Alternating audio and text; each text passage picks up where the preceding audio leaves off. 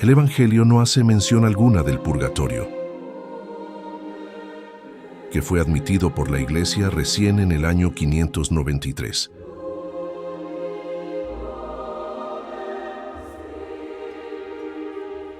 Se trata, sin duda, de un dogma más racional y más acorde con la voluntad de Dios que el del infierno, puesto que establece penas menos rigurosas que pueden ser expiadas en los casos de faltas de menor gravedad.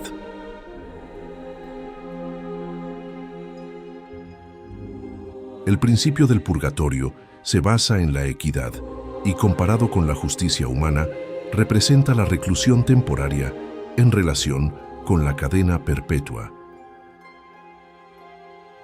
¿Qué opinión nos merecería un país que solo tuviese la pena de muerte, tanto para los crímenes aberrantes como para los delitos menores?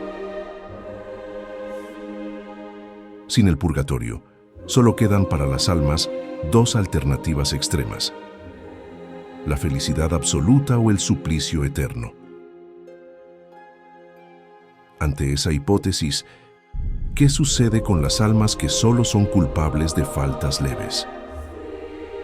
¿Comparten la felicidad de los elegidos, aunque no sean perfectas, o sufren el castigo impuesto a los más grandes criminales, aunque no hayan cometido un delito grave, lo cual no sería ni justo ni racional? Sin embargo, la noción del purgatorio es forzosamente incompleta. Eso se debe a que, como solo conocen la pena del fuego, los hombres hicieron de ese lugar un infierno en miniatura. Las almas también padecen allí por efecto de las llamas, aunque el fuego es de menor intensidad. Puesto que el dogma de las penas eternas es incompatible con el progreso, las almas del purgatorio no salen de él por obra de su adelanto, sino en virtud de las plegarias que se hacen o que se mandan hacer con ese fin.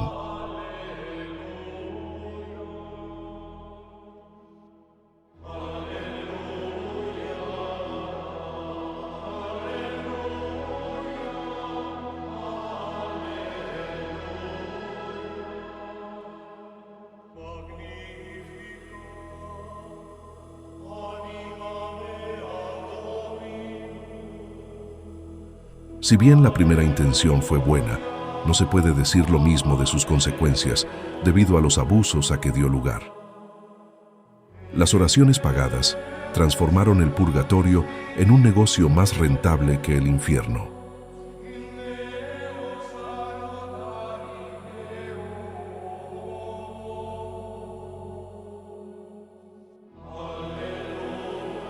La ubicación del purgatorio, así como la naturaleza de las penas que allí se sufren, nunca fueron determinados ni definidos claramente.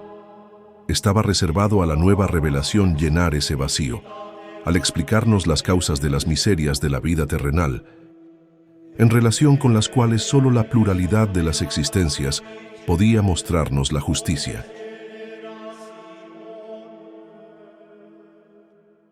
Esas miserias provienen necesariamente de las imperfecciones del alma, pues si el alma fuese perfecta, no incurriría en faltas ni tendría que padecer sus consecuencias.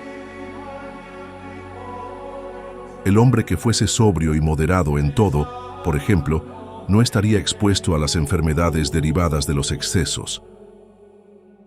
La mayoría de las veces es desdichado en este mundo por su propia culpa.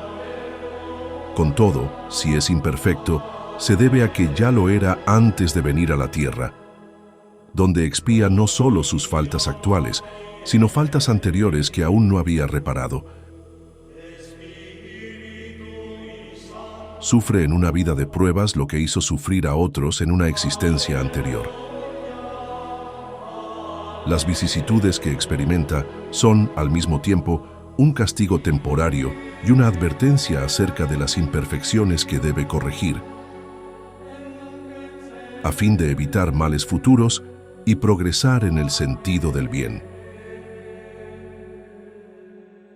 Para el alma, son lecciones de experiencia, arduas a veces, pero resultarán tanto más provechosas para el porvenir cuanto más profundas sean las impresiones que dejen.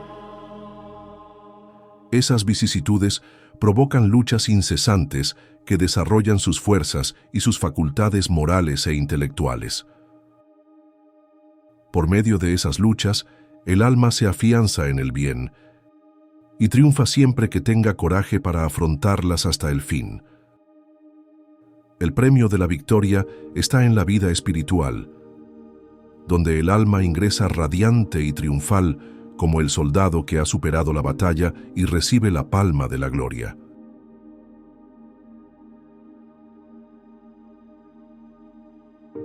Cada existencia constituye una oportunidad para que el alma dé un paso adelante.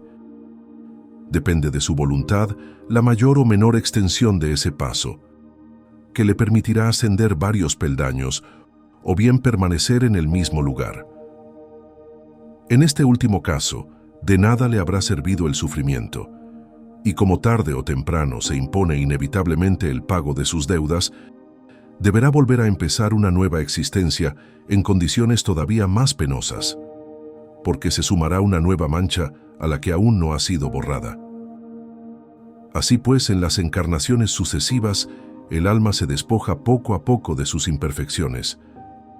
En una palabra, se purga hasta que esté suficientemente pura para que merezca dejar los mundos de expiación por otros más venturosos, y más tarde pueda dejar estos para gozar de la felicidad suprema.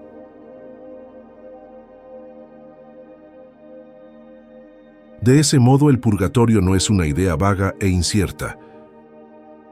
Es una realidad material que vemos, palpamos y sufrimos.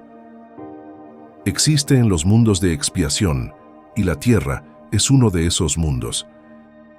En ella los hombres expían el pasado y el presente en bien del porvenir.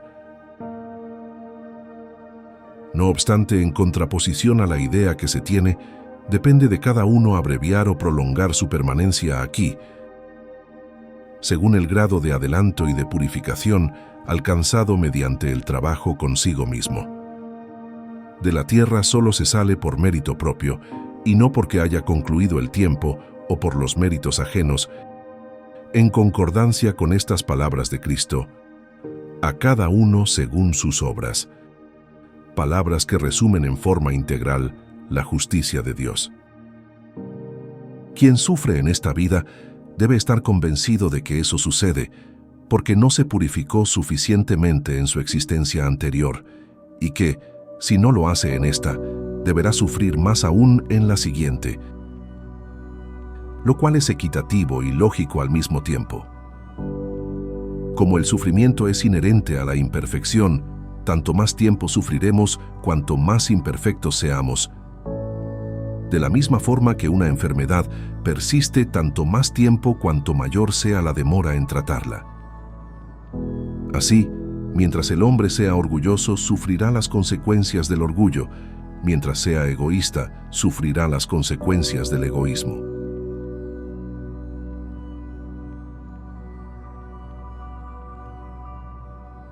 Conforme a su grado de imperfección, el espíritu culpable sufre primero en la vida espiritual, y después se le concede la vida corporal como medio de reparación. Es por eso que en la nueva existencia se vuelve a encontrar junto a las personas a las que ha ofendido, o en ambientes semejantes a aquellos en los que hizo el mal, o en la situación opuesta a la de su vida precedente, como por ejemplo, en la miseria si fue un mal rico, o en una condición humillante si fue orgulloso. La expiación, primero en el mundo de los espíritus y después en la tierra, no constituye un doble castigo para el espíritu. Se trata de la misma expiación que se continúa en la tierra como un complemento, con vistas a facilitarle el progreso mediante un trabajo efectivo. De él depende aprovecharlo. ¿No será preferible que el espíritu vuelva a la tierra con la posibilidad de alcanzar el cielo, a que sea condenado sin remisión si deja este mundo definitivamente? Esa libertad que se le concede es una prueba de la sabiduría, la bondad y la justicia de Dios, que quiere que el hombre deba todo a sus propios esfuerzos y sea el artífice de su porvenir.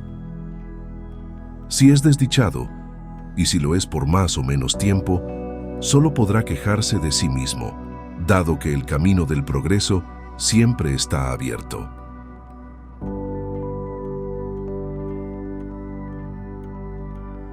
Si se considera cuánto sufren los espíritus culpables en el mundo invisible, cuán terrible es la situación de algunos de ellos, cuántas ansiedades los dominan y de qué forma ese estado se agrava aún más por la imposibilidad de prever su término, podría decirse que se encuentran en el infierno, en caso de que esa palabra no implicase la idea de un castigo eterno y material.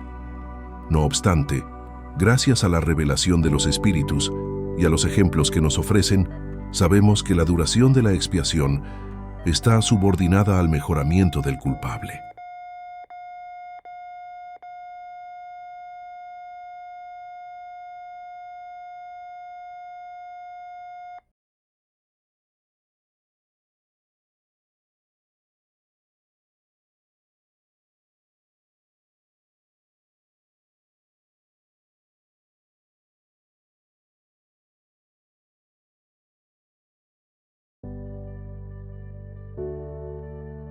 El espiritismo no viene, pues, para negar las penas futuras. Viene, por el contrario, a confirmarlas. Lo que él destruye es el infierno localizado con sus hornos y sus penas irremediables. Tampoco niega el purgatorio, pues demuestra que nos encontramos en él. Al definirlo con precisión y al explicar la causa de las miserias terrenales, orienta hacia la creencia a aquellos que lo niegan. ¿Rechaza las oraciones por los difuntos? Todo lo contrario.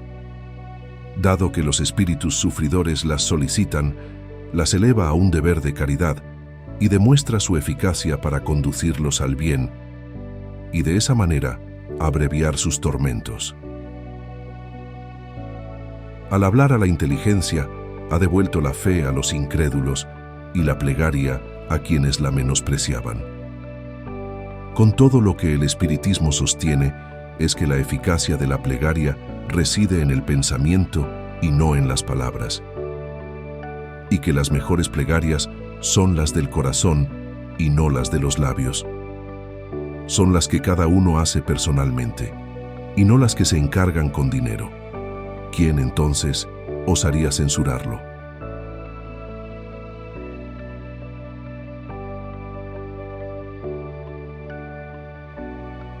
Sea cual fuere su duración, y donde quiera que ocurra, en la vida espiritual o en la tierra, el castigo tiene siempre un término, próximo o remoto. En realidad, el espíritu solo cuenta con dos alternativas: castigo temporario graduado según la culpa y recompensa graduada según el mérito. El espiritismo rechaza la tercera alternativa, la condena eterna. El infierno queda reducido a la figura simbólica de los padecimientos mayores, cuyo término no se conoce. El purgatorio es, en efecto, la realidad. La palabra purgatorio sugiere la idea de un lugar circunscripto. Por eso se aplica más naturalmente a la tierra, considerada como un lugar de expiación, que al espacio infinito donde los espíritus que sufren se mantienen errantes. Sobre todo porque la naturaleza de la expiación terrestre es la de una verdadera expiación. Cuando los hombres hayan mejorado, solo aportarán al mundo invisible espíritus buenos. Y estos, cuando encarnen, solo proveerán a la humanidad corporal elementos perfeccionados. Entonces, la tierra dejará de ser un mundo de expiación, y los hombres ya no sufrirán las miserias que son la consecuencia de sus imperfecciones. Esa transformación que se produce en este momento elevará a la tierra en la jerarquía de los mundos.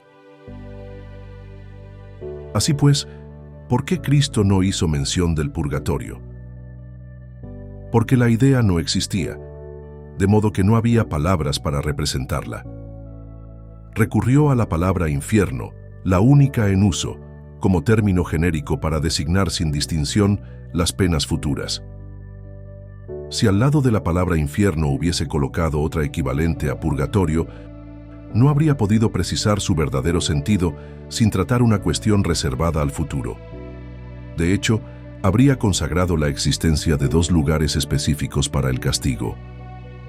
El infierno, en su acepción general, sugiere la idea de castigo e implícitamente incluye la de purgatorio, que no es más que un modo de penalidad. Estaba reservado al futuro ilustrar a los hombres acerca de la naturaleza de las penas y, por consiguiente, reducir el infierno a su justo valor. Si transcurridos 6 siglos, la Iglesia consideró que era necesario suplir el silencio de Jesús acerca del purgatorio, se debe a que consideró que el Maestro no lo había dicho todo. ¿Por qué no habría de ocurrir con otros aspectos lo mismo que con este?